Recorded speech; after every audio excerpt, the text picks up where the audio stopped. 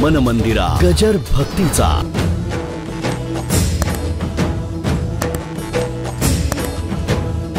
नको ते ज्ञान डोक्यात घालता आणि तुम्ही आमची फारकत करता. मूळ स्वरूपाच्या ठिकाणी तिथे जे आहे ते एकरूपताच आहे. संसारातल्या गोष्टी करता, संसारातल्या माणसांच्या करता रडणं हा भाग निराळा, आणि प्रभू करता जीव कासावीस होणं हा भाग निराळा.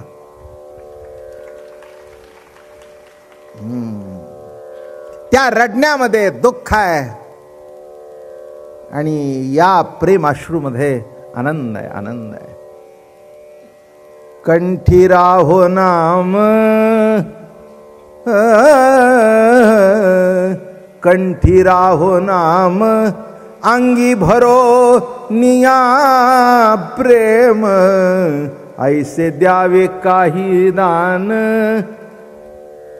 नाम आठविता सद्गदित कंठी, प्रेम वाढे पोटी ऐसे करी.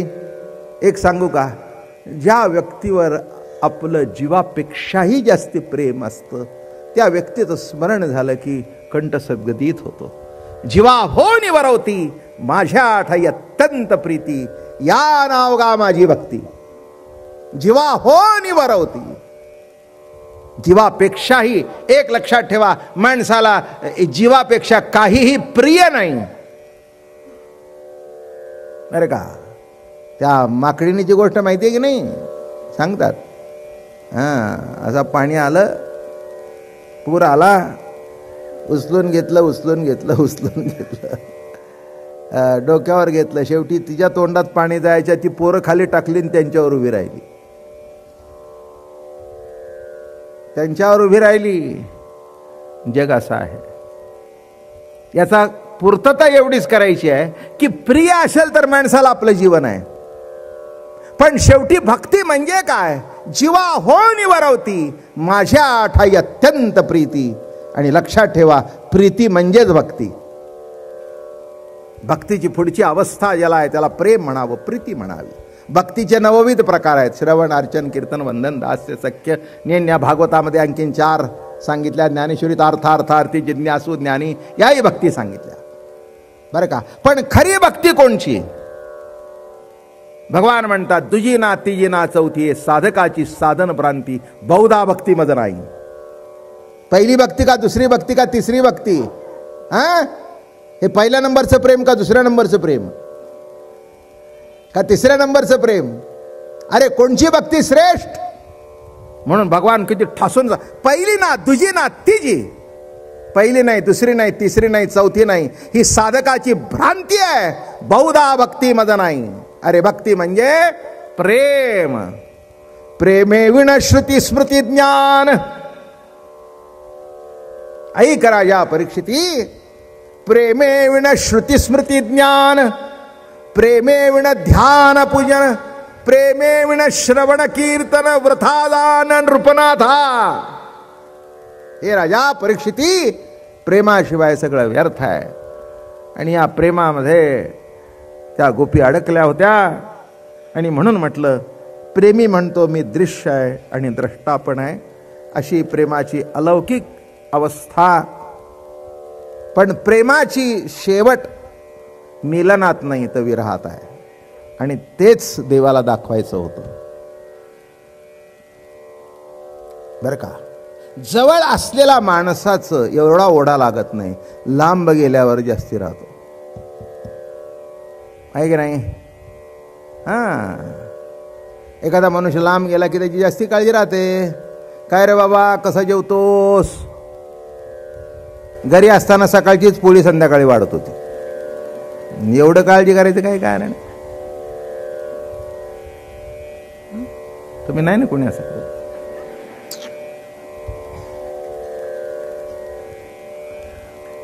रागू नका माझ्यावर तसं. नाही तर उद्या एवढ्या सगळ्या जणी जर यांनी सगळ्या बायकांनी जर संप केला तर आमचं अवघड होईल ना. या सगळ्या पुढच्या आल्या नाहीत आणि किती आवडीने प्रेमाने येतात. तो एवढं काही माझं मनावर ते घेणार नाही, असं काही नाही. तुम्ही 3 दिवसाच्या का खायला घाले ना, मला कुठे खायचंय?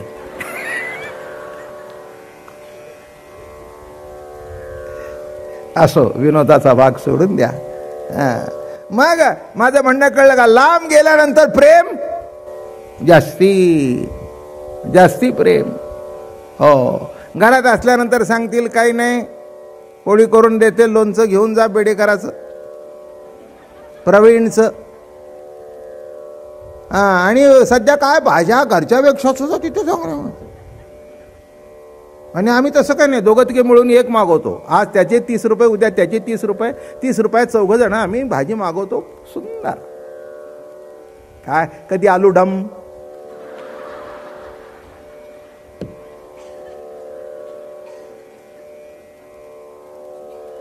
काय आता काय पुढचं तर बघा तुमचं तुम्ही. काय काय कोल्हापुरी मसाला, नवरत्न. अरे ही आहे ती सगळी नवरत्नापेक्षा पुढची रत्न आहेत. आणखीन कशाला नवरत्न? काय मग जो तो येतो तो खातो. लक्षात ठेवा. तसं इथे एक मजा सांगतो, जवळ असण्यापेक्षा लांब गेल्यानंतर त्याचा विरह जास्ती जाणवतो. आणि म्हणून गोपिकांना सततच देवाजवळ राहायची सवय होती. देव आहे या प्रतीतीत वावरायची सवय होती. जरा लांब गेल्यानंतर त्यांना कळू दे की काय मजा आहे, काय मजा आहे. मग एखाद्या माणसाला कधीही नोकरीची बदली होत नाही बरं का, पण केव्हा तरी असा उलटा फेरा येतो की ते म्हणतात तुम्हाला बँकेचं प्रमोशन पाहिजे असेल तर you have to go to Baroda. करतं काय? नाही जावं तर 2-3 हजाराचा पगाराचा पगार पडतो. जावं ते हे घरचं. मग तिथे गेल्यानंतर मग त्याला कळतं. मग बायकोशी फोनवर बोलतो, आता मला तुझी किंमत कळली, विका.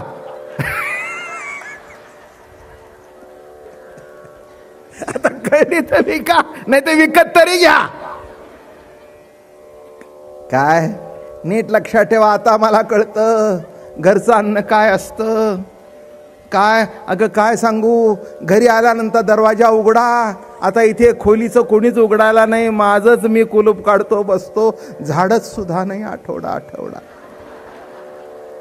आणि काहीही करमत नसतं म्हणून फुकत बसतो. दुसरं काय?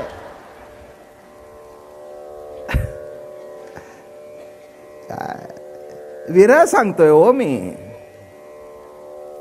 व्यक्तीचा विरह सिगरेटी जाळून जात नसतो. प्रेमाची परिपूर्तता दारू करत नसते. प्रेमाची परिपूर्तता सिगरेट करत नसते बरं का. हे नीट लक्षात ठेवा. तुम्हाला जर वाटत असेल की ती पूर्तता तिथे होईल, होणारच नाही. जी गोष्ट जिथे पाहिजे, मीठ कमी असेल तर मीठच टाकायला पाहिजे, तिथे तिखट टाकून जमायचं नाही.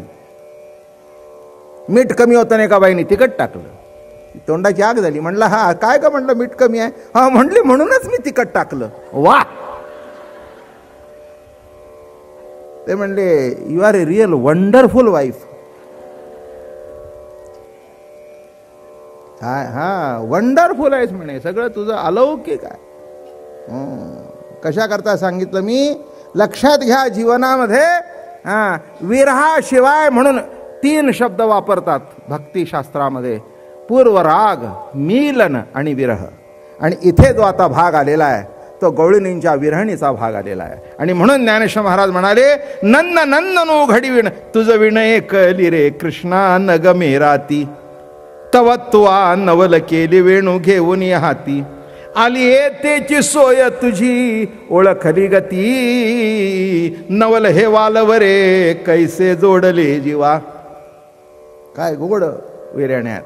नवल हे वाल भरे कैसे जोडले जीवा, दुसरे दुरी ठेले प्रीती केला रिघावा, नवल हे वाल भरे कैसे जोडले जीवा.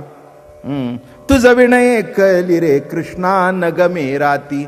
अरे कृष्णा, तुझ्याशिवाय रात्र शब्दाचा अर्थ रात्र नाही तर जीवनामध्ये आलेला अंधकार हा तुझ्या प्रकाशाशिवाय जाणार नाही. तुझ विनय कली रे कृष्णा नग मेराती. एक लक्षात ठेवा, दिवस माणसाचा कसा तरी जातो पण रात्र जात नाही. बरोबर आहे ना? रात्री बिछाण्यावर झोपलेले असतात आणि एक गंमत असते बघा, आजूबाजूचे सगळे झोपलेले ना, आपण जर वरचा फिरत्याला पंखा बघत असलो तर भयंकरच अवघड जातो.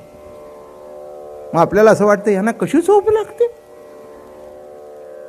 तुमचं वा बरं कसा झोपता, झोपले की घोरायला लागला.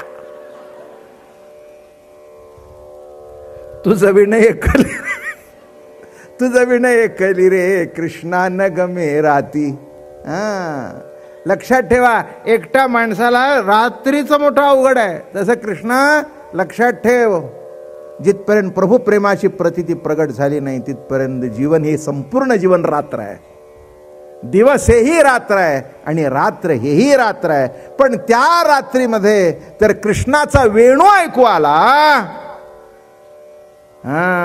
रात्रीच्या वेळेला एक चांगलं असतं, गडबड नसते, आजूबाजूचे आवाज बंद झालेले असतात. आजूबाजूचे आवाज बंद झालेले असतात, फक्त घोरणाराचे आवाज येतात. त्याचा तात्विक अर्थ सांगतो, नीट लक्षात ठेवा. घोरणारे असतील नाही तर न असतील, पण आपल्या जीवनामध्ये एखादा जर घोर असेल ना, तो उशीवर पडल्यानंतर ते विचार जास्ती येतात मनात. मन मंदिरा गजर भक्तीचा.